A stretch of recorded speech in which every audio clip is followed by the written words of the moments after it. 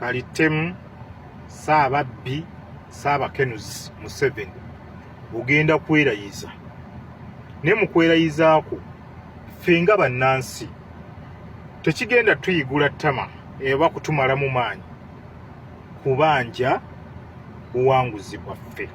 Kitegedde tekigenda kutujja ku mulamwa kukutegeeza na kukujjukiza nti tuyina okujja mu ntebe ya pulezidenti waffe Robert Kyagulanyi. Oba olayidde oba tolayidde tuyina ogikujamu. Ekirala w'obanga okakasa by'ogenda okulayira nga gwe pulezidenti eyalondebwa, kiki ekikuteesa ku bannansi obbamalako emirembe otuteekeko obunkenke obw'ekika bwe kiti ng'okimanyi bulungi twakulonda? Kitegeeza Saabatemu Saababbi Saabakenuzi gwe Museveni naawe okimanyi entebe yo si yo. Kati oba olayira oba tolayira, ffe tetugenda kukoowa kukola kyetaagisa n'akabondoko ne kafamire k'akoolubatu kubategeeza toyina bagoba, muyina otuviira mudde ewammwe, oba mwagala oba temwagala muyina otuviira. We wali otta abantu eruweero tewakeera bukeezi n'obatta mu lunaku lumu, wabattira oba emyaka egyasoba ndowooza egyalinga 5.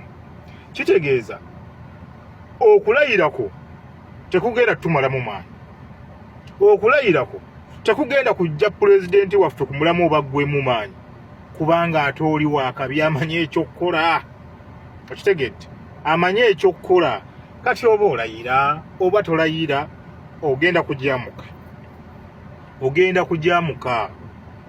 Kitegedde kubanga musajja gwo tumazeeko ejja nakakaawa emirembe. Ogenda kuwamuka entebe ya pulezidenti oba oyagala oba toyagala. Museveni ne kafamireko na buli alya Museveni mu ngalo mugenda kubisasulira. Ekyo nnyongera obbajukiza amaziga ge mutukaabizza, amaziga ge mukaabizza bannansi. Gwe kyolina okumanya kino kigavumenti si kyekisoose okulembera Uganda eno, ate si kyekigenda osembayo, naye mugenda bisasulira mwena mwena.